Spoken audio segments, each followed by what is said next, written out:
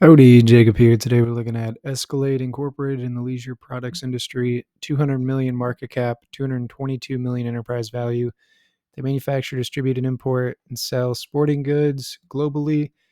Revenue-wise, they've increased the revenue quite a bit over the last 10 years. However, recently we do see a negative 16% year-over-year revenue growth. We see declining gross margin from almost 30% to 23%, and operating margin from 11.2% to 6.8% over the last 10 years. They do pay a dividend and they've increased that. So with maybe a little bit more money, they've increased their dividend a lot more than their earnings per share. So their payout has gone up, return on invested capital gone down.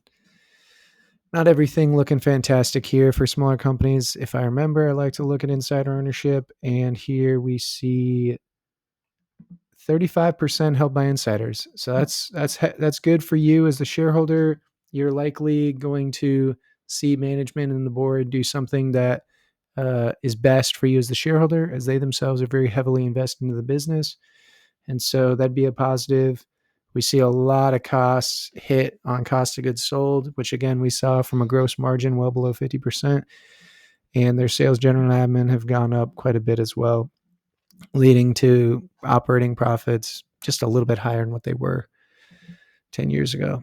They have zero or less than 1 million cash on hand, no short-term investments, with 7 million short-term debt, 44 million long-term debt.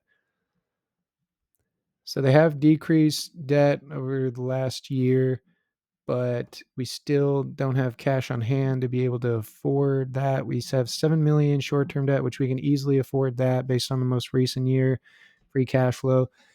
And then also the long-term debt is about 2 years of that free cash flow. So we're not actually concerned with that debt.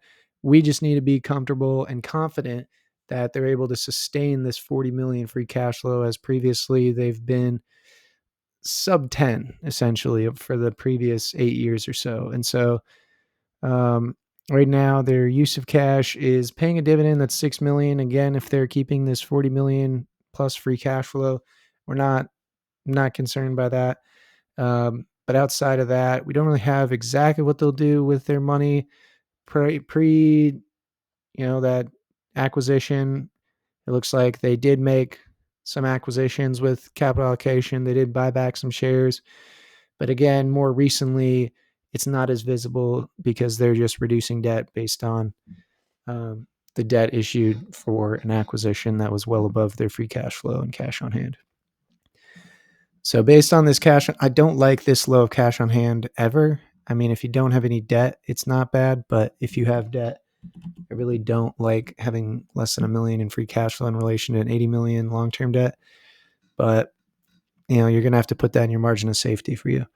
And so for revenue growth, I would say that with some acquisitions, again, I presume 100% capital allocation. So I'm not going to assume that they're going to be going into debt for any of this, but I'm going to assume maybe that 40% of capital allocation goes towards acquisitions. They'll likely be able to grow at 6% a year or so.